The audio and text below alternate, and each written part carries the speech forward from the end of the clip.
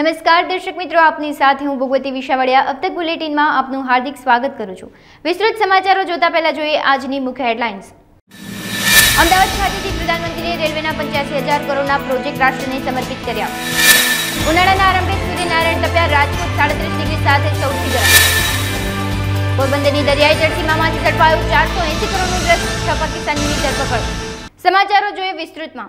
વડાપ્રધાન નરેન્દ્ર મોદીએ આજે અમદાવાદ ખાતેથી રેલવેના 85,000 કરોડના 6,000 જેટલા પ્રોજેક્ટ રાષ્ટ્રને સમર્પિત કરી રેલવેને પૂરપાટ દોડાવવા પટારો ખોલ્યો છે।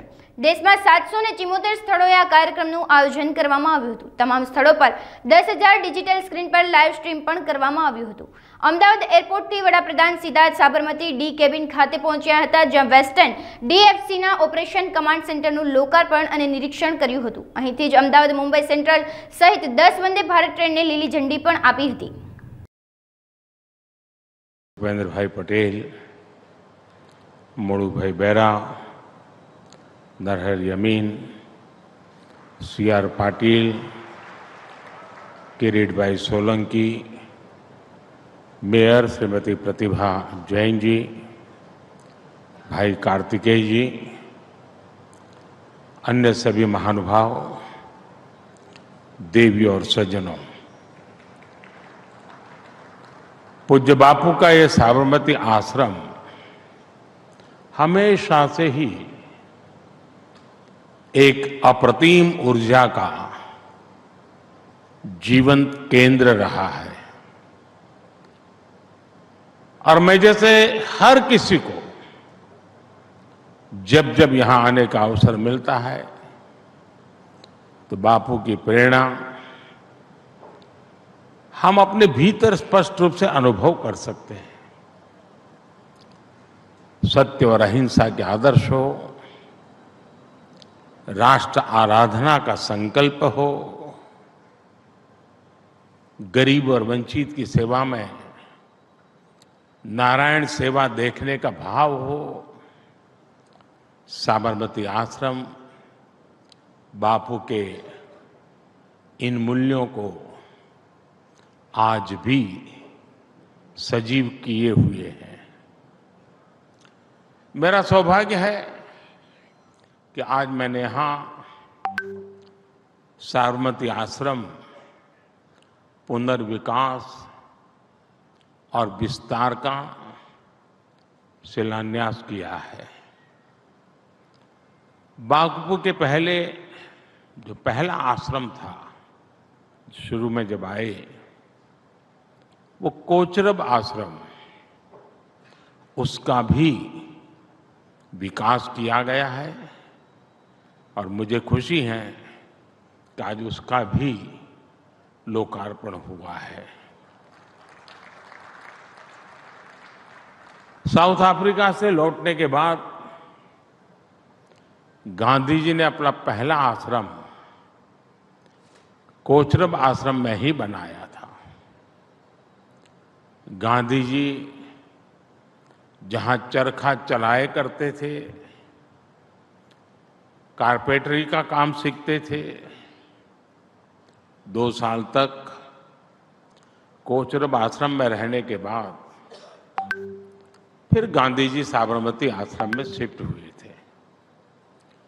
पुनर्निर्माण होने के बाद अब गांधी जी के उन दिनों की यादें कोचरब आश्रम में और बेहतर तरीके से संरक्षित रहेगी।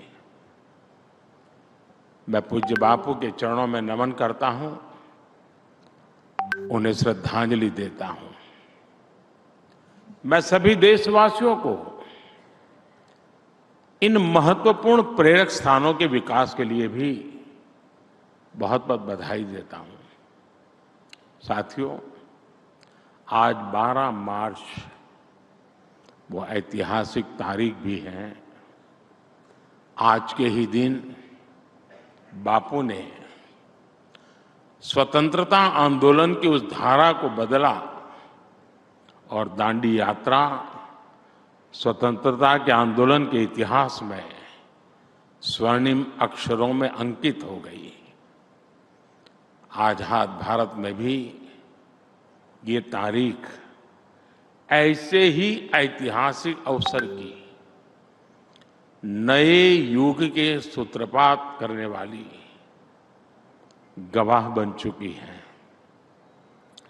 12 मार्च 2022 को इसी साबरमती आश्रम से देश ने आजादी के अमृत महोत्सव का शुभारंभ किया था। दांडी यात्रा ने आजाद भारत की पुण्य भूमि तय करने में, उसकी पृष्ठभूमि बनाने में, उस पुण्य भूमि का पुनः स्मरण करते हुए आगे बढ़ने में एक अहम भूमिका निभाई थी। आखिर गुजरात में भीषण गर्मीना दिवसों આવી જ ગયા છે। હવામાન વિભાગની આગાહી મુજબ રાજ્યમાં આગામી 5 દિવસ વાતાવરણ શુષ્ક રહેશે। રાજ્યમાં હવે ગરમીની શરૂઆત થઈ રહી છે ત્યારે રાજ્યમાં પવનની દિશા ઉત્તર પશ્ચિમથી ઉત્તર હોવાની તાપમાન ઉચકાયું છે। લઘુત્તમ અને મહત્તમ તાપમાનમાં વધારો નોંધાયો છે ત્યારે રાજ્યમાં સિઝનનું પ્રથમ વખત તાપમાન 37 ડિગ્રી પાર ગયું છે। રાજકોટમાં સૌથી વધુ મહત્તમ 37 ડિગ્રી તાપમાન નોંધાયું છે તો નલિયામાં સૌથી ઓછું લઘુત્તમ 15 ડિગ્રી નોંધાયું છે। અમદાવાદ લઘુત્તમ 18.3, મહત્તમ 34.5 ડિગ્રી તાપમાન નોંધાયું છે।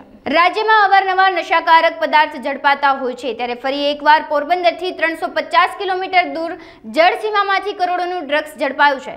ગુજરાત એટીએસ, એનસીબી અને કોસ્ટગાર્ડે સંયુક્ત ઓપરેશન પાર પાડ્યું છે જેમાં તેઓએ દરિયાઈ જળસીમામાંથી ફરીથી ડ્રગ્સનો જથ્થો ઝડપી પાડ્યો છે।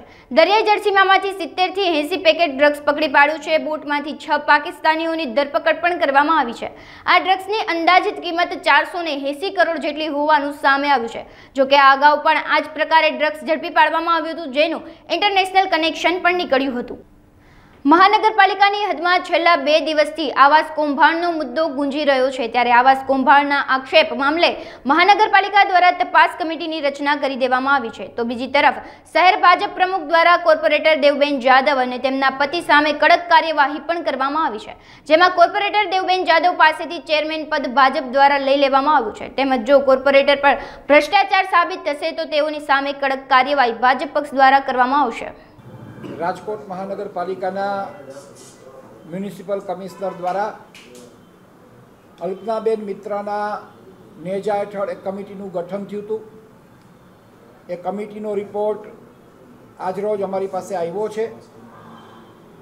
એના સંદર્ભમાં ભારતીય જનતા પાર્ટીના રાજકોટ શહેરના પ્રમુખ તરીકે બંને કોર્પોરેટરો વોર્ડ નંબર 5ના વજીબેન કવાભાઈ ગોલતર અને વોર્ડ નંબર 6ના અમારા કોર્પોરેટર દેવુબેન મનસુખભાઈ જાદવ આ બંનેને ગઈકાલે રૂબરૂ બોલાવ્યા હતા જેના સંદર્ભે અમે અમારા જે દેવુબેન જાદવ છે એમનું અમે કાયદો અને નિયમનના ચેરમેન પદેથી ગઈકાલે રાજીનામું લઈ લીધું। આજે 48 કલાકની ખુલાસો પૂછતી એક નોટિસ આપવામાં આવશે।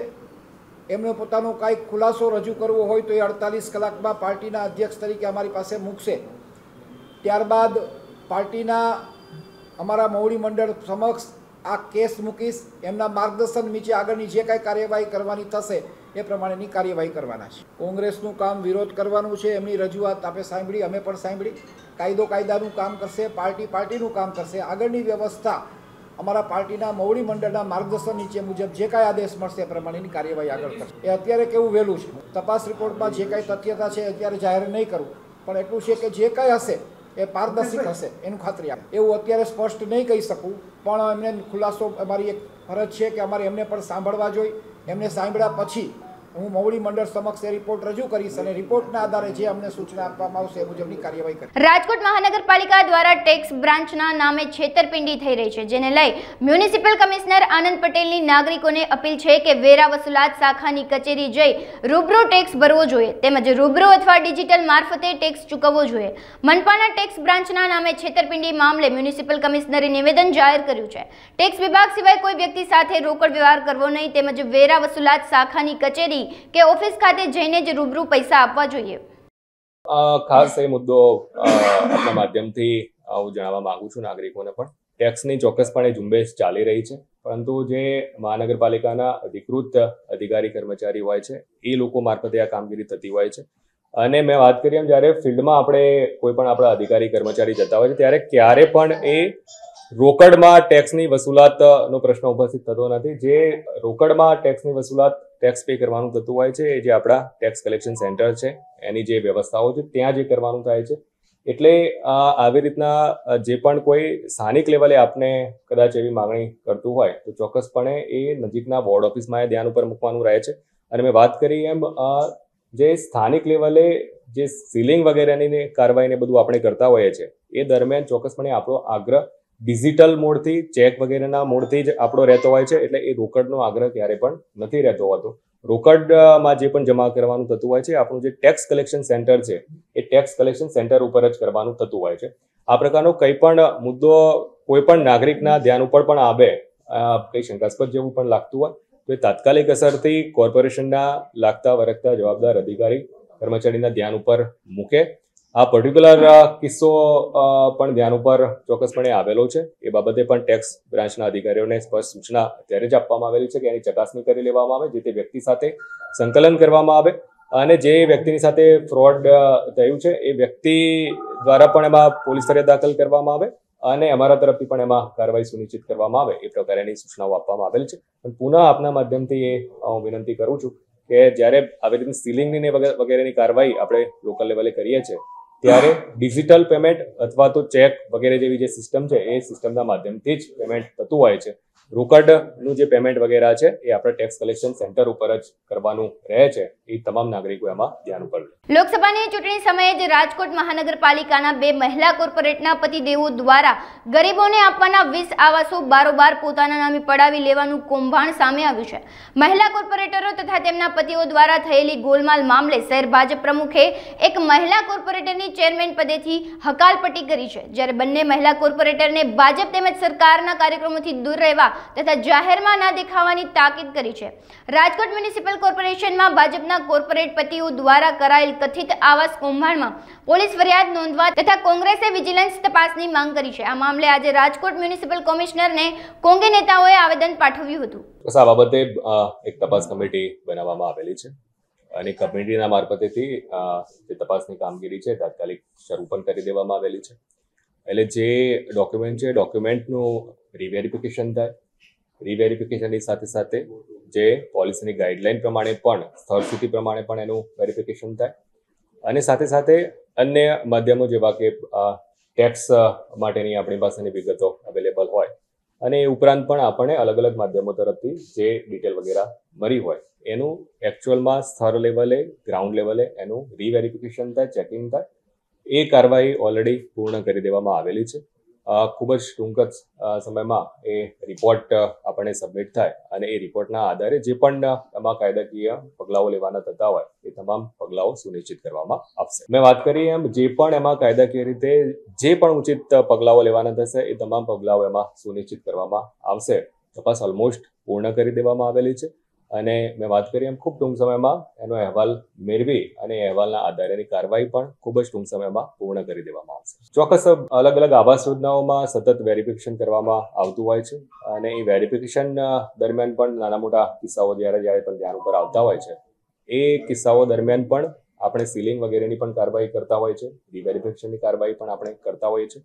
એની જે નિયત પ્રક્રિયા છે પ્રક્રિયા પ્રમાણેની તમામ કાર્યવાહી આપણે કરતા જ હોઈએ છીએ અને આ કિસ્સામાં પણ આપણે મેં વાત કરી એમ સ્થળ સ્થિતિ પ્રમાણેની પણ આપણે ચકાસણી કરેલી છે અને માત્ર ડોક્યુમેન્ટનું જ રીવેરિફિકેશન નહીં પરંતુ અન્ય જે માધ્યમો આપણી પાસે છે ટેક્સ વગેરેના માધ્યમો છે કે જ્યાં આપણી પાસે ડેટા વગેરે અવેલેબલ હોય એની સાથે રહી અને જે તે વ્યક્તિ છે કે અલગ અલગ વ્યક્તિ છે એ પ્રકારેનું ચોક્કસ સ્થળ ઉપર જઈને પણ આપણે વેરિફિકેશન પૂર્ણ કરી દીધેલું છે. એટલે ખૂબ જ ટૂંક સમયમાં એનો જે પણ કાયદાકીય રીતે નિર્ણય લેવાનો થાય છે એ અમે એન્શ્યોર કરીશું. જે સાચા માણસો છે એ માણસોને ચોક્કસપણે એનો લાભ આપવાપાત્ર થાય છે. રાઈટ. જે માણસોનો શંકાસ્પદ હોય એ માણસોના વિરુદ્ધ એમાં કાર્યવાહી કરવાની રહેતી હોય છે. એટલે માની લો કે ચકાસણીના અંતે જે પણ લાભાર્થીઓના ડોક્યુમેન્ટ અને એઝ પર ગાઈડલાઈન એમને લાભાર્થી તરીકેનો લાભ આપવાપાત્ર જણાય છે એ લાભાર્થીઓને ચોક્કસપણે એમનો લાભ કન્ટિન્યુ રાખવામાં આવશે ને એમને એ પ્રમાણેની કાર્યવાહી સુનિશ્ચિત કરવામાં પણ આવશે. જ્યાં શંકાસ્પદ વસ્તુ છે એ કિસ્સાઓ પૂરતે અલગથી કાયદાકીય કાર્યવાહી કરવામાં આવશે.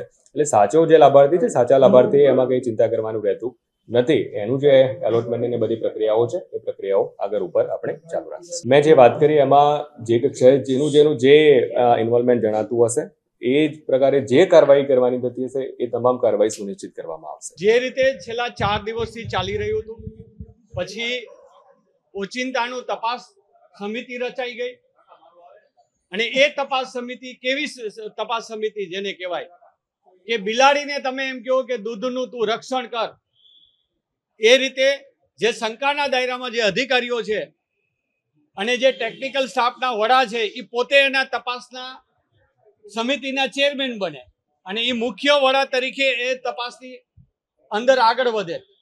તો આજ મહેશભાઈ રાજપૂત ગુનેગાર હોય ને મહેશભાઈ તપાસ કરે તો એ કે રીતે એની અંદર સાચો રિપોર્ટ આવે.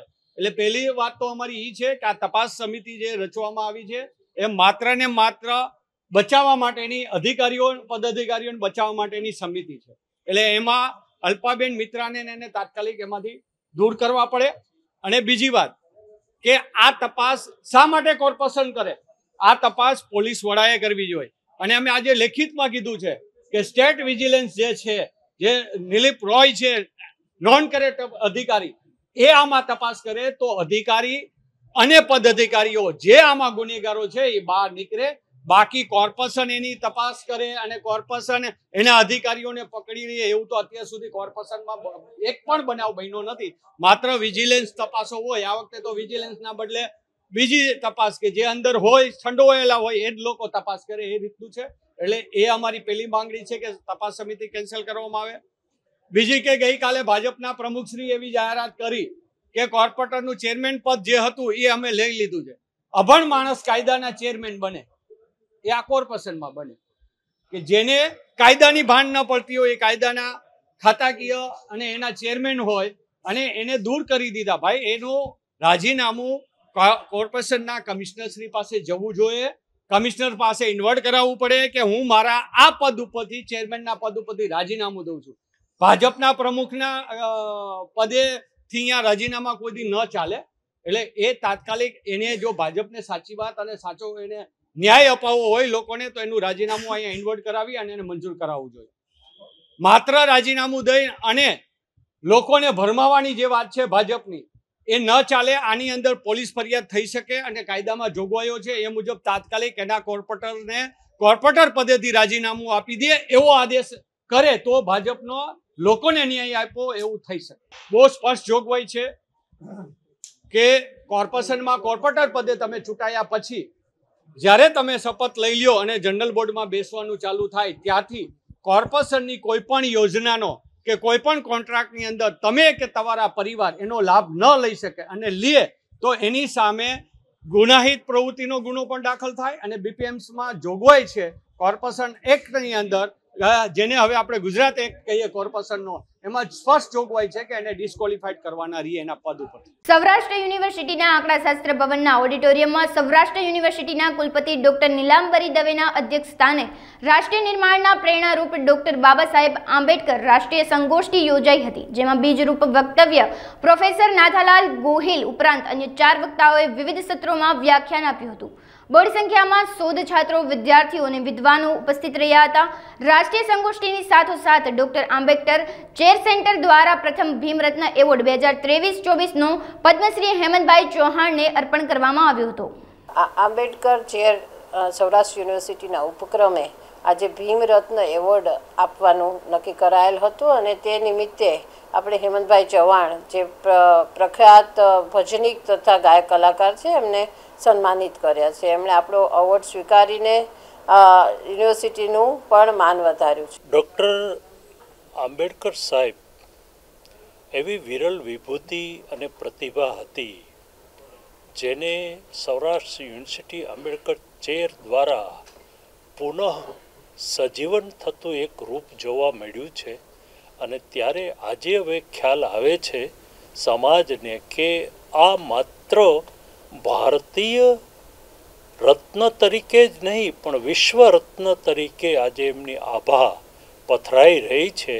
અને એને જાગૃત કરવા માટે આંબેડકર ચેર ડૉક્ટર રાજા કાથડનો જે પુરુષાર્થ છે એ નોંધનીય છે.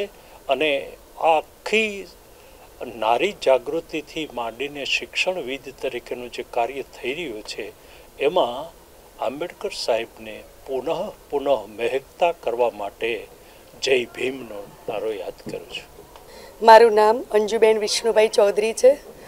હું GSQSC કચેરી અંતર્ગત સ્કૂલ ઇન્સ્પેક્ટર તરીકે કામ કરું છું અને આજે જે આખો આ કાર્યક્રમ છે રાષ્ટ્ર નિર્માણના પ્રેરણાપુંજ ડૉક્ટર ભીમરાવ આંબેડકર અને આ કાર્યક્રમમાં મહામાનવ ભીમરાવનું જે નારી ઉત્થાનમાં પ્રદાન હતું એ વિષય પર હું વક્તા તરીકે અહીંયા ઉપસ્થિત થઈ છું અને જે દેશનો 50% વર્ગ છે મહિલા વર્ગ, એ મહિલા વર્ગ આજે સશક્ત બને, મજબૂત બને અને એક મજબૂત રાષ્ટ્રનું નિર્માણ થાય એ માટે ભીમરાવે જે સ્ત્રી સશક્તિકરણ માટે પ્રદાન આપ્યું છે એ પ્રદાનને આપણે આજે ફરીથી એક માત્ર દોહરાવ્યું છે, ફરીથી એને વાગોળ્યું છે અને ભીમરાવના ડૉક્ટર ભીમરાવ આંબેડકરજીના જે સ્ત્રી ઉત્થાન વિશેના જે વિચારો હતા એ વિચારો આવનારી પેઢી પણ જાણે અને એ વિચારધારા ઉપર એ પોતે પણ કદમ માંડે અને એ પોતે પણ સ્ત્રીઓના સશક્તિકરણ માટે અને અંતે રાષ્ટ્ર નિર્માણ માટે કટિબદ્ધ થાય એવો આ એક સુંદર ઉપક્રમ હતો. એની સહભાગી બનવાનો મને ખૂબ આનંદ. જૂનાગઢમાં મહાશિવરાત્રી મેળામાં લાખો માણસો ઉમટી પડ્યા હતા, જેમાં જૂનાગઢ એસટીને 29.25 લાખની વધુ આવક થવા પામી છે. આ અંગે એસટીના ડેપો મેનેજર VM મકવાણાએ જણાવ્યું હતું કે મહાશિવરાત્રી પર્વને લઈને પ્રતિવર્ષ જૂનાગઢ એસટી ડિવિઝન દ્વારા તેમના 9 ડેપો મદદથી એક્સ્ટ્રા બસનું સંચાલન કરવામાં આવતું હોય છે. આ વર્ષે પણ નવનિયુક્ત ડિવિઝનલ કંટ્રોલ MB રાવલના માર્ગદર્શનમાં એક્સ્ટ્રા બસનું સંચાલન કરવામાં આવ્યું હતું. મેળાને લઈ એસટી બસ સ્ટેશનથી ભવનાથ સુધી 75 મિની બસ અને 210 મોટી બસ દોડાવાઈ હતી. આ દરમિયાન ગત વર્ષ કરતાં આ વર્ષે એસટીને 29.25 લાખની આવક વધુ થવા પામી છે. ગત વર્ષે 1.33 કરોડની આવક સામે આ વર્ષે 1.62 કરોડની આવક થવા પામી છે. આમ એસટીને મહાશિવરાત્રીનું પર્વ ફળ્યું છે. હું VM મકવાણા દર વર્ષની જેમ આ વર્ષે પણ જૂનાગઢ વિભાગ દ્વારા મહાશિવરાત્રિના મેળામાં એક્સ્ટ્રા સંચાલનનું આયોજન કરવામાં આવ્યું હતું. જૂનાગઢ વિભાગના 9 ડેપો કે જે વેરાવળ, બાટવા, ધોરાજી, પોરબંદર અને કેશોદ દ્વારા પણ એના પોતપોતાના ડેપોમાંથી એક્સ્ટ્રા સંચાલન કરવામાં આવેલ, તેમજ જૂનાગઢ ડેપોમાંથી પણ જૂનાગઢથી ભવનાથ માટે અને જૂનાગઢથી અન્ય જે ક્ષેત્ર જે છે અન્ય શહેરોમાં પણ એક્સ્ટ્રા સંચાલન કરવામાં આવેલ. ગત વર્ષની જેમ આ વર્ષે પણ એક્સ્ટ્રા સંચાલન કરવામાં આવે. એમાં જૂનાગઢથી ભવનાથ માટે કુલ 65 મિની બસો રાખવામાં આવેલ અને 65 મિની બસો થકી આ વર્ષે 3,384 ટ્રીપો થયેલ છે અને ઓવરઓલ જે છે 9 ડેપોમાંથી કુલ ટ્રીપો જે છે એ 6,690 થયેલ છે. અને જૂનાગઢ વિભાગની આવક જોઈએ તો આ વર્ષે જે છે ગત વર્ષે જે છે 1,33,35,987 હતી અને આ વર્ષે જે આવક જે છે એ 1,62,61,499 થવે છે, જે ગત વર્ષ કરતાં જે 29,25,512 વધુ છે. અને મુસાફરોની દ્રષ્ટિએ જોઈએ તો ગત વર્ષે જે મુસાફરો જે હતા એ 2,88,143 હતા, જે આ વર્ષે જે છે ગત વર્ષે જે છે 2,72,707 હતા, જે ચાલુ વર્ષે જે છે 2,88,143 અને ચાલુ વર્ષમાં જે છે કે ભાઈ 15,433 મુસાફરોનો વધારો થયેલ છે. આમ જોઈએ તો જૂનાગઢ વિભાગના 9 ડેપો દ્વારા સંપૂર્ણ સંચાલન સફળતાપૂર્વક પાર પાડવામાં આવે છે. સંપૂર્ણ જે સંચાલન જે છે નિર્વિઘ્ન અને જે આપણે સરકારશ્રીનો ને ભવનાથ તળેટીમાં જે પ્લાસ્ટિક મુક્ત જે કરવામાં આવતું એમાં પણ અમારા એસટી વિભાગ દ્વારા જે છે સંપૂર્ણ સહયોગ આપવામાં આવેલ છે અને એસટી બસમાં અમે ડસ્ટબિન મૂકેલી હતી અને અમારી જે બૂથ ઉપરથી પણ જે છે અવારનવાર જે છે કે ભવનાથ ક્ષેત્રમાં કે ભાઈ પ્લાસ્ટિક લઈ જવું નહીં એની પણ પૂરેપૂરી જે છે માહિતી આપવામાં આવેલ. પડદરીના મોવૈયા ગામે નૂતન BAPS સ્વામિનારાયણ મંદિરનું નિર્માણ થવા જઈ રહ્યું છે. ગતરોજ રાજકોટના કોઠારી સ્વામી તથા રાજકોટ ગ્રામ્ય વિસ્તાર વિચરણ કરતા સંત પૂજ્ય અમૃત કીર્તન સ્વામી તથા સંતો મહંતોની ઉપસ્થિતિમાં ખાસ વિધિ કરવામાં આવી હતી. તડપદા પરિવાર દ્વારા સેવામાં આશરે 1000 વાર જેટલી જમીન દાન આપવામાં આવી છે. આ મંદિર બનાવવાનું મુખ્ય કારણ લોકો અહીં આવે અને મનની શાંતિ પ્રાપ્ત કરે તે છે. આગામી દિવસોમાં મંદિર પૂર્ણ થયા બાદ ભવ્યથી ભવ્ય પ્રાણ પ્રતિષ્ઠા મહોત્સવ યોજાશે. સાધુ સંતો દ્વારા આ ભવ્ય મંદિર નિર્માણ કાર્યમાં જોડાવા લોકોને અપીલ કરવામાં આવી હતી. શ્રી સ્વામિનારાયણ ભગવાનની છે ખાસ તો આ પડદરી જે મોવૈયા ગામ છે એ ઘણું પ્રસાદીનું ગામ છે પરમ પૂજ્ય પ્રમુખ સ્વામી મહારાજનો અહીંયા સંકલ્પ હતો કે અહીંયા ખૂબ સારી રીતે મંદિર થાય. ત્યાર પછી તળપદા પરિવારે આપણને લગભગ 1000 વાર જેટલી આપણને જમીન ભેટમાં આપી અને એની આજના દિવસે સરસ મજાની ખાતવિધિ રાજકોટ BAPS મંદિરના સંતો દ્વારા થઈ અને ભવિષ્યની અંદર પણ અહીંયા એક માળનું સરસ મજાનું મંદિર થશે, જેની અંદર સત્સંગ થશે, ભજન ભક્તિ થશે, તમામ દેવો એની પ્રતિષ્ઠા પણ થશે અને તમામ ગામના ભક્તો આ મંદિરનો લાભ પ્રાપ્ત કરશે. આ મંદિર બનાવવાનું કારણ એટલું જ છે કે કોઈ પણ વ્યક્તિ મંદિરની અંદર આવે તો એને શાંતિ થાય, એ સારામાં સારી રીતે સત્સંગ કરી શકે, એનો પરિવાર આગળ વધે અને વિશ્વની અંદર એ ખૂબ સારી રીતે પ્રગતિ કરી શકે, પરિવારની અંદર પણ કાયમ માટે શાંતિ રહે. એના માટે આ એક સરસ મજાનું મંદિર એ BAPS સંસ્થા દ્વારા એ તૈયાર થવામાં આવશે અને ટૂંક સમયની અંદર જ એની ખૂબ ધામધૂમથી પ્રતિષ્ઠા પણ થશે. પડધરી તાલુકાના લગભગ 60 કરતાં પણ વધારે ગામો એમાં આજે મોવૈયા મંદિર, જેમાં BAPSનું એક અદ્ભુત મંદિર તૈયાર થઈ રહ્યું છે. તો ખાસ બધાને આજુબાજુના જે કંઈ 60 જેટલા વધારે ગામો છે તો એ બધાને વિનંતી છે કે ખાસ આ મંદિરની અંદર જોડાય અને આ મંદિરની અંદર નાનો મોટો સાથ સહકાર આપે, એ ખાસ બધાને વિનંતી છે. સ્ટુડન્ટ ફેડરેશન ઓફ ઇન્ડિયાના ગુંડાઓ દ્વારા કેરળમાં પશુ ચિકિત્સા વિજ્ઞાનના બીજા વર્ષના વિદ્યાર્થીની નિર્દયથી હત્યાને લઈને સુરત દક્ષિણ ગુજરાત યુનિવર્સિટી ખાતે ABVP દ્વારા વિરોધ પ્રદર્શન કરવામાં આવ્યું હતું. વિરોધ કરનાર વિદ્યાર્થીઓએ જણાવ્યું હતું કે પશુ ચિકિત્સક સમુદાયને જ આંચકો આપ્યો નથી, પરંતુ સમગ્ર દેશમાં શિક્ષણ લઈ રહેલા વિદ્યાર્થીઓની સલામતી અંગે પણ ગંભીર ચિંતાઓ ઊભી કરી છે. જે સિદ્ધાર્થની ઘાતકી હત્યાના આરોપી SFI ગુંડાઓને કડક સજા કરવા માંગ કરવામાં આવી છે. મનોજ જૈન, ગુજરાત પ્રાંત મીડિયા સહ સંયોજકની જવાબદારી ABVP. આજે યુનિવર્સિટી મેઇન ગેટ ખાતે વિરોધ પ્રદર્શન ચાલી રહ્યું છે. એ સિદ્ધાર્થનો નામનો જે વિદ્યાર્થી છે, વેટરનિટી કોલેજમાં જે ભણતા હતા કેરળમાં, એમના સાથે જે અન્યાય થયું, જે ઘોર અન્યાય થયું, એમને પોતાનું જીવન ગુમાવવું પડ્યું. એના માટે આજે વિરોધ પ્રદર્શન ચાલી રહ્યું છે.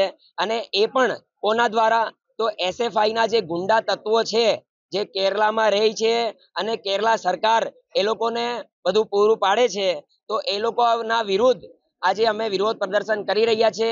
અને સિદ્ધાર્થને જ્યાર સુધી ન્યાય નહીં મળે ત્યાર સુધી વિદ્યાર્થી પરિષદ એમ જ આંદોલન કરતું રહેશે અને ન્યાયની માંગનો ઉપાડ કરતું રહેશે. વડાપ્રધાન નરેન્દ્ર મોદીએ ઓખા અમદાવાદ વંદે ભારત એક્સપ્રેસ ટ્રેન સાથે અન્ય રેલ સેવાઓનું વિડીયો કોન્ફરન્સિંગ દ્વારા શુભારંભ કરવામાં આવ્યો છે.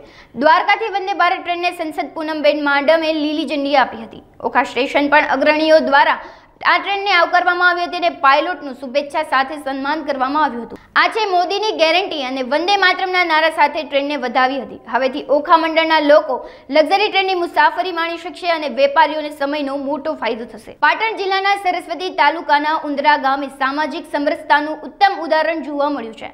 લગ્ન પ્રસંગે દીકરીનું મામેરું કોણ ભરે તે સવાલ લઈ દીકરી અને તેના પરિવારજનો ચિંતામાં મુકાયા હતા, કારણ કે દીકરીને કોઈ મામા જ ન હતા. આ કારણે પરિવાર મામેરાને લઈને મૂંઝાતો હતો. ત્યારે આ બાબતની જાણ ઉંદરા ગ્રામજનોને થતા ગ્રામજનોએ મામાની ફરજ અદા કરી હતી. ગામ લોકોએ એક બેઠક બોલાવી દીકરીનું મામેરું ગામ લોકો ભરશે તેવું નક્કી કર્યું હતું. આખું ગામ દીકરીના મામા બનીને મોટી સંખ્યામાં કલાણા ગામ ખાતે જોડાયા હતા. ડીજે અને ઢોલના તાલે મામેરું ભરવા આખું ગામ ઉમટી પડ્યું હતું અને 7 લાખથી પણ વધુનું મામેરું ગ્રામજનોએ ભરી મામાની ફરજ અદા કરી હતી. પહેલા તો ધન્યવાદ આલું છું આ ગામને, મારા ઉંદરા ગામને. આ બેન અમારે અમે કોઈ ઓળખતા નતા સાહેબ, કોઈ નહીં.